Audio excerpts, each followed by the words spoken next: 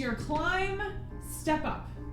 So I'll show you what it looks like first and then break it down. So it looks just like that. There's a couple of options that you can do with your bottom leg. So first thing you can do when you're learning is flex your foot. But the key is not to put your ankle bone on the pole, but rather the side of the foot and the side of the shin bone. So it kind of hurts a little bit. So side of the foot and then side of the shin bone. So if you can see on the video, there's space between my ankle and the pole. So I'm not putting my ankle on. That way, when I'm ready and I feel strong, then all I need to do is take my foot off.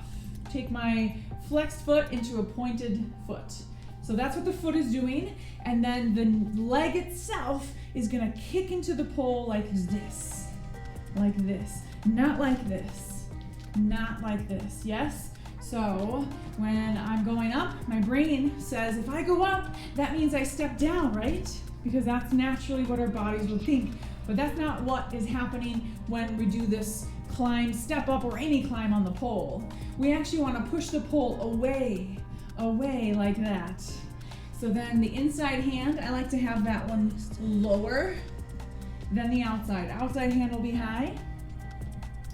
And then as I kick into the pole, I'm gonna pull with my biceps rotated towards the sky. So my elbows are in and my chest is lifted. So here, and you could flex or point.